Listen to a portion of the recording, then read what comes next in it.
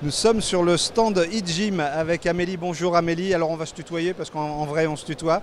Amélie, je vais poser une question peut-être couillon. Quelle différence entre eGym, le concept, et puis un appareil connecté qu'on va trouver, un appareil cardio connecté qu'on va trouver dans la plupart des salles de gym aujourd'hui?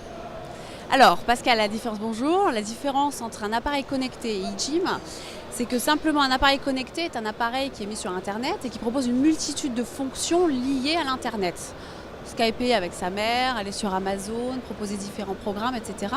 La différence avec eGym, c'est qu'eGym, le digital est à la base de notre travail. D'accord ?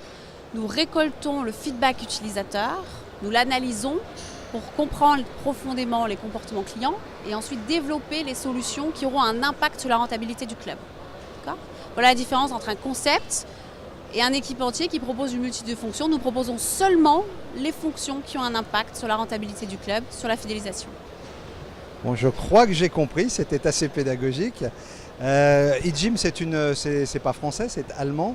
C'est en France depuis 2 ans, 3 ans 3 ans. Alors, la première année, ça fait 2 ans que j'ai montré le concept pour la première fois sur le salon du body d'ailleurs. C'était sur le stand Matrix à l'époque, puisqu'on est partenaire mondial. Et à l'époque, c'était simplement un test. Donc il a fallu 1 an pour la mise en place en France du concept. Donc j'ai commencé en fait finalement en janvier 2016, c'est-à-dire l'année dernière. Nous étions 2 personnes. Janvier 2017, on est 20. Et entre-temps, c'est 60 clubs dans toute la France, en 1 an. L'idée c'était ça, c'était de voir comment ça prenait en France. Est-ce que le besoin s'est fait ressentir? Il y a quoi comme potentiel? Alors évidemment on va dire qu'il y a 5000 clubs, donc ce potentiel-là, mais pour ce type d'équipement, le potentiel français c'est quoi pour Amélie, directrice générale et qui doit regarder les chiffres avec attention? Le marché est en train de changer à l'heure actuelle. On a une grosse arrivée de low cost et d'hyper low cost avec Basic Fit maintenant qui arrive sur le marché. Donc il y a un réel besoin de se différencier pour le marché de milieu de gamme et de haut de gamme.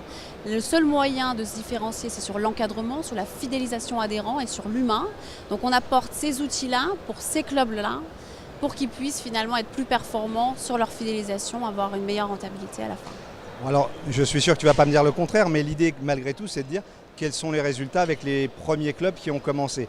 C'est toi qui vas prendre la parole pour les clubs. Évidemment, ce n'est pas objectif, mais 2 mots quand même. Alors, ce n'est pas objectif si ça l'est, puisque nous travaillons avec des chiffres. D'accord ? Donc en moyenne, sur un club français, le concept eGym est rentabilisé dès le premier mois. D'accord ? Ensuite, nous avons une augmentation de la fidélisation d'en moyenne 30%.